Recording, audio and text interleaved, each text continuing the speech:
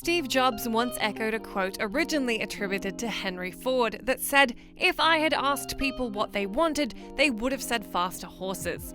The implication being that consumers don't know what they want, and it's the job of entrepreneurs to anticipate people's needs, such as horses being replaced by cars. But the internet has changed things. We're now living in a world where consumers are clued in, wise to technology, and deeply aware of what they want.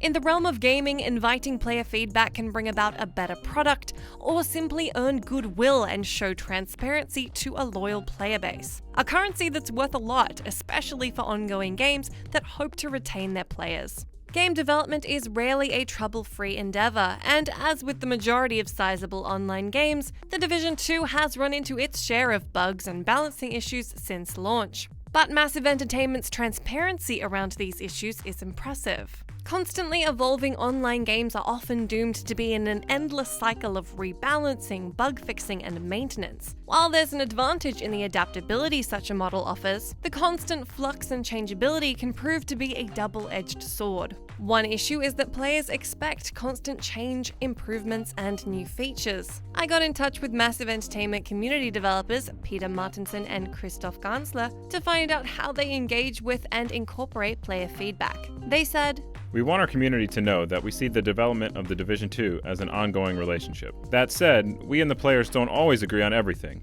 We need to constantly have a holistic view of what goes in and what goes out of the game, but we discuss the feedback we get on a daily basis."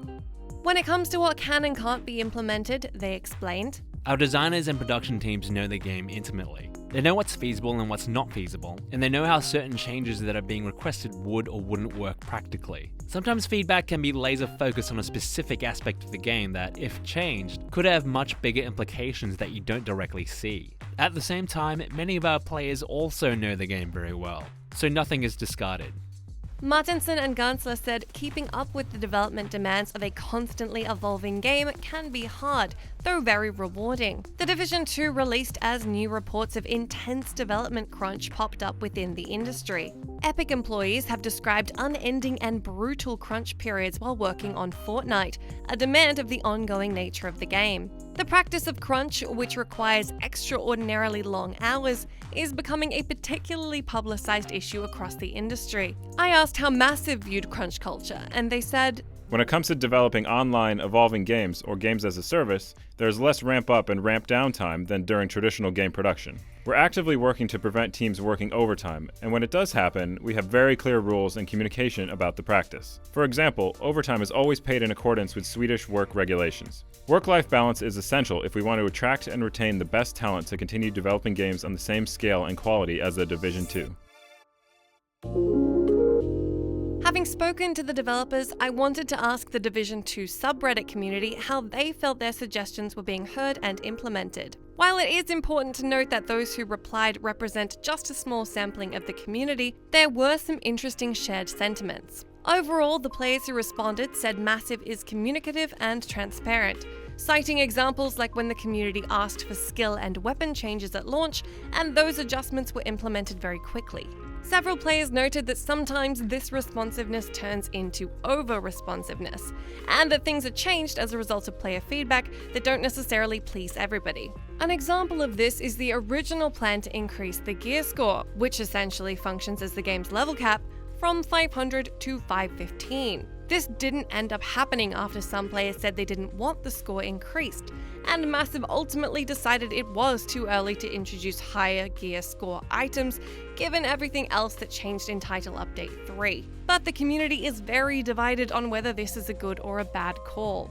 On the other side of the coin, a number of players, myself included, were not a fan of debuffs on weapon mods, and Massive made the call to remove them. There are thousands of threads, YouTube videos, forum posts, and tweets out there from incredibly clued-in Division 2 players reporting back with what they want to see change in the game. Many of these raise criticisms of ongoing bugs, loot drop issues, and enemy AI balancing, among many other requests. This is something Massive seem to be taking pretty seriously. They explained, "Sometimes things go wrong, and we don't believe in hiding from our mistakes. We're human and mistakes happen. Transparency is very important for us. It's part of the DNA of the project. Of course, we can't talk about everything, even if we'd want to. That's just the reality of the game's design and the business." This relates to the most interesting point of praise that the players I spoke to mentioned. They said that even if they didn't like the implementation of a certain change, they appreciated being included in the process. There is an undercurrent of dissatisfaction in the Division 2 player base right now, but I do wonder if the reason players keep vocalizing their criticisms is that they have an expectation that they're being heard, and their opinions are not falling on deaf ears. In just the last week, one of the highest upvoted subreddit posts simply read, "When there are issues with a game, most of the time the devs are silent, but it is nice to know that the devs care and are talking about the issues weekly." This is in the midst of dozens of suggestions about what could and should be changed, but the fact that both sentiments coexist is important. To many players, feeling heard and respected and knowing that the game they throw hundreds of hours into is developed by people who care what they have to say and are open about their successes and failures is more important than having every suggestion they want implemented. It's this level of communication and transparency that results in players feeling a loyalty to a franchise and a studio, and that's something no amount of money or marketing can buy.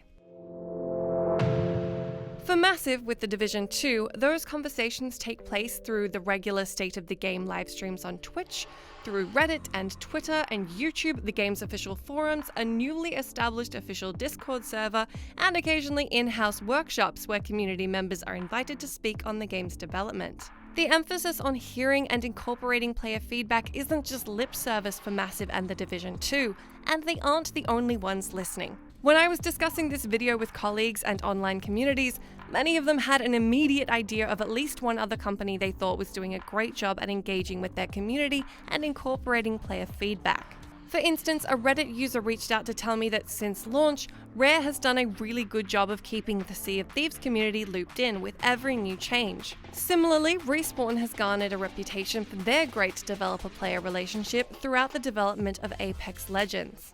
The latter is a particularly interesting example, given Respawn has publicly stated they're choosing to space out content updates so they can avoid subjecting employees to crunch. The respect and trust players give to the studios who make the games they love seems to go both ways. As Martinson and Gansler told me, "We know that feedback always comes from the love of the game, so even if it's something negative, players just want the game to be better. We appreciate that." We're at a curious point in the games industry right now. Gamers are very clued in and discerning. They aren't buying marketing and pretty CG trailers at face value like they once did. Game developers from high-profile studios are speaking up about poor work conditions and treatment more than ever. The smoke and mirrors that shaded the magic of game development is fading from all sides, and it's forcing game studios to change, adapt, and most importantly, communicate. Image and honesty are becoming more and more important for a studio, and ignoring legions of fans when they're making it quite clear what they do and do not want can have some Fallout 76-sized consequences. That is quite apart from the rippling effects of a fanbase who feel betrayed, or the consequences of a tarnished reputation as a result of reports from a workforce revealing alleged exploitation. Trust and communication breakdowns between developers and players are becoming a disappointing trend of late, so actions that illustrate respect to both employees and gaming audiences are being more celebrated than ever. Everyone likes to feel heard and respected, and it'll be no surprise to me if the game studios who are really listening to their player base and embodying these values are the ones who maintain their audiences and in-house talent.